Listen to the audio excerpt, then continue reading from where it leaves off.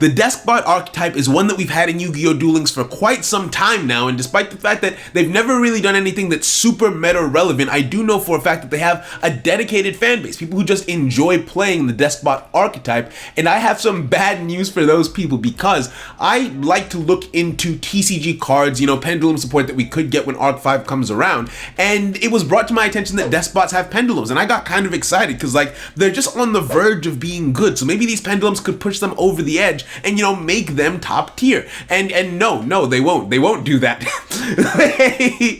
the Pendulum support isn't really, it's not really impressive in my humble opinion. I've been wrong about things in the past. You never know, maybe these cards come out and they end up being great and they end up pushing the deck further than it has ever been before, or maybe we just never get the support in the first place. But have a listen to what these cards do and you'll understand why I'm not really excited to get Deskbot Pendulum support in Yu-Gi-Oh! Duel Links. So they have a quartet. What do you call a group of four? A gaggle, a quintuplet, a group. They have a group of Pendulum monsters, right? And they're called Deskbot 005, 006, 007, and 008. Now, normally when I cover cards like this, I break them up, but I don't feel the need to do that here because these cards are awfully similar and not in a good way. They all have the exact same pendulum effect, and that effect is you cannot pendulum summon monsters except Deskbot monsters. This effect cannot be negated.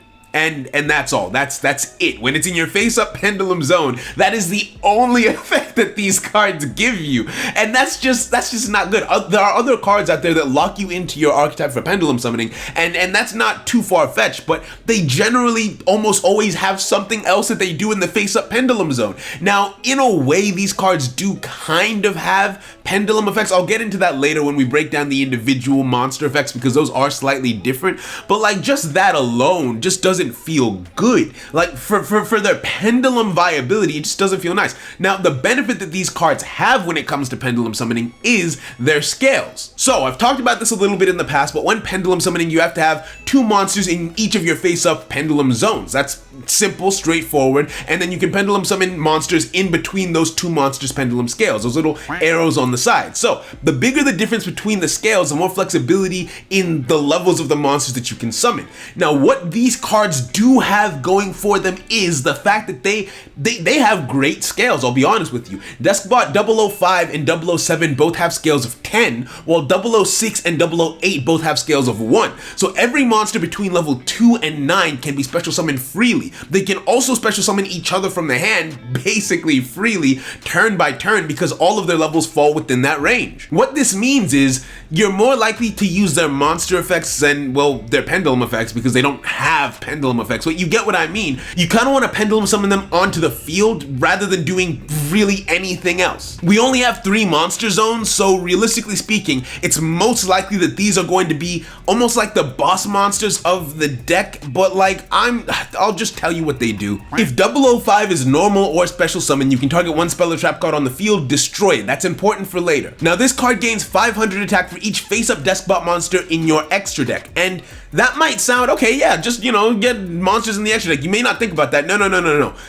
It gains 500 attack for the monsters in your face-up extra deck. Now, pendulum monsters go to the face-up extra deck when they are destroyed, meaning that this card only has 500 attack, and it will only gain additional attack if you've already played the game and gotten some of your pendulum monsters destroyed, and then it gains 500 for each of those. So that's when you actually put into context how much doing it would take to get that to happen, and how small of a boost it is for each one that you get to the face-up extra deck.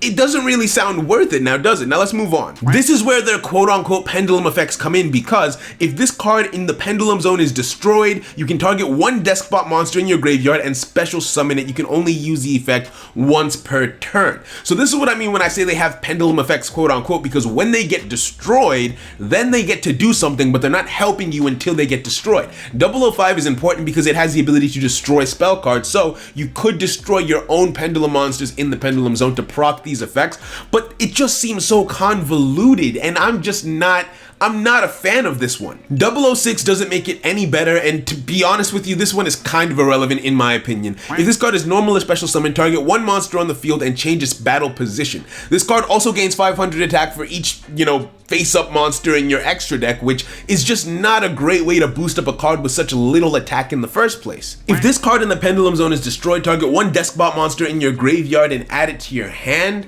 which, I don't know, maybe you could do a convoluted, like, send something to the graveyard and then add it to your hand as a search after you destroy this card with Deskbot 005, maybe, but, like, it just doesn't feel seamless to me. Now, 007 and 008 are quite a bit better, and in my opinion, they're the ones that you might want to use the most, because they also gain 500 attack based on your other Deskbot monsters, but these ones gain 500 attack for each Deskbot card in your graveyard. 007 is okay, I guess. While it's on the field, monsters your opponent controls can only target this card for attacks, and if it attacks a defense position monster, inflict piercing damage, but then it doesn't have an effect when it's destroyed in the Pendulum Zone like the other ones do. So even though it's marginally better for what it does for you, I don't know. Now, 008, in my opinion, is the best one by far. This card gains 500 attack for each Deskbot card in your graveyard. Your opponent cannot target face-up Deskbot cards with card effects except this one, which I don't know why these cards like to put targets on their back like that, but whatever.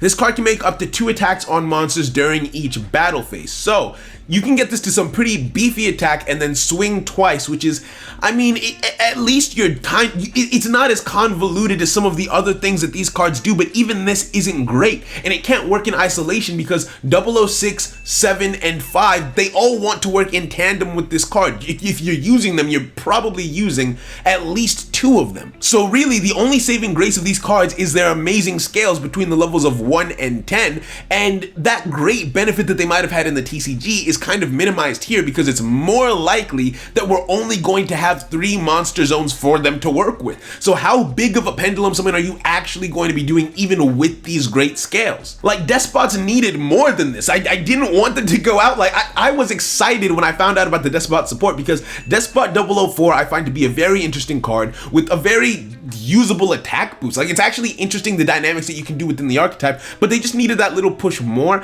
and sadly I don't think that they're going to be getting it in the Pendulum era, if ever, to be honest with you. Like, this was probably my most disappointing experience looking into Pendulum cards, and what that says to me is these are cards that we will probably get because they're so mid that Konami doesn't have to be fearful when giving them to us, and if they're trying to pace out the Pendulum era, this would make sense to get the Despot fans hyped, but like, I just can't see this making an impact. Let me know if you think I'm wrong. Let me know if you think that this support is actually good or viable, but like, I'm just sorry. I'm just sorry for the people who like Despots. Anyway, that's it. That's everything I have to say about these cards. Please let me know what you think. Have a great day, and goodbye, friends.